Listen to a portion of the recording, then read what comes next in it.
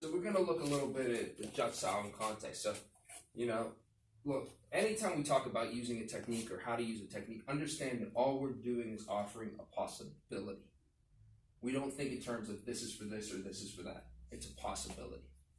Okay, in the words of Grandmaster Pa Hill, Wing Chun doesn't offer answers. It only offers possibilities. So this guy here comes up and grabs me around my throat, right? This is dangerous. This is no good, right? So I could just hit him. I could just blatantly punch him. His throat's available. Maybe I can't reach, so he gets one of these, gets one of these, gets one of these. Get a lot of options here. But in this case, I can reach. I could, bang, punch him in the throat and hope that's going to solve my problems. But actually, he grabs. I'm going to use that jut. It's going to pull him in a little bit closer, get my hand in a little bit deeper, and limit his options. Right now, when I pulled him into this, pulled his weight over top of his leg, and now I can be off to the races after I just smashed him in the throat. So when he grabs, is where I want to be. Now this time his footwear is in a little bit of a different position, so my foot came inside of his. It doesn't matter. It could have been outdoor, it could be indoor. I'm giving a 2-for-1 sale here again. I love those things, right? So I'm coming here, bang, hitting, attacking. At this point, I have this leverage. I can step through with the other foot, and down he goes. So as he grabs, this is what I want, right? This should not be dependent on strength. This jut, this movement, is acting as a strike. I'm striking down. So jut translates to jerk hand, right? Jut Sao is jerking. So as he grabs, this motion is jerking. It's not pushing. So it's going to have a more strike-like factor. And when I put these two things together, this is going to amp up my strike considerably. It's drawing him in. I'm using this hand here. His hand that's on my neck is now my lever. That lever draws his body in, amps up my attack. Now I got his weight sitting over top of his front foot. I could kick, violate, whatever here, or step through, cue him up, and take him down. Whatever I choose at this point. Okay? Maybe he grabs, like he goes to grab my shirt. So nobody's going to grab your shirt and just stand there, hey buddy, let me grab your shirt. At least not that I've ever seen. So he grabs my shirt. My answer is actually the same. I draw him in and I attack. So he's going to draw in, and I'm in. Breaking him down and attacking in that same motion. Now again, as I pushed his head back, his hips had to come forward. When his hips came forward, his knee came forward. This makes him vulnerable. At this point, I attack here. He doesn't have good balance.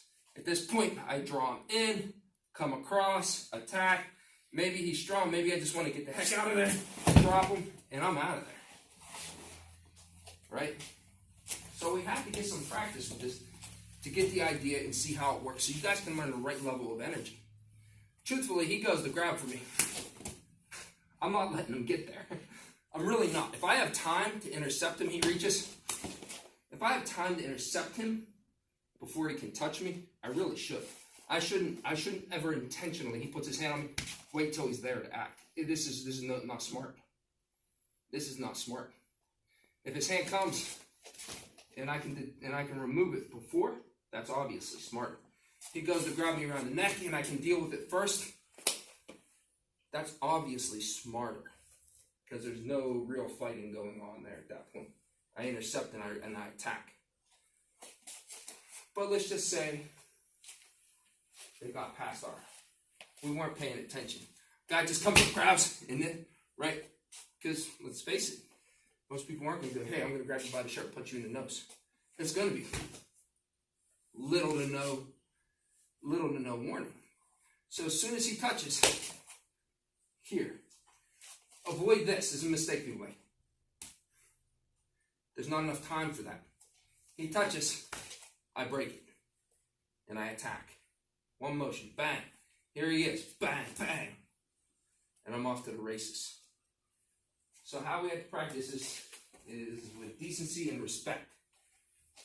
He touches, slow to begin. Bring my hand over his. Keep it close, not this. And jump. And when I do it right, watch his head. See what happens? His head whips back. When his head whips back, his throat exposes. When his throat exposes, that's my time to hit. He grabs me around the neck. Same thing. His throat exposes, I attack. 1, 2, 3, and I'm off to the races on him. Okay? So grab a partner. Start slow. Start easy. Touch. He grabs. I go. Look for that head. Once you get that, start adding the hand.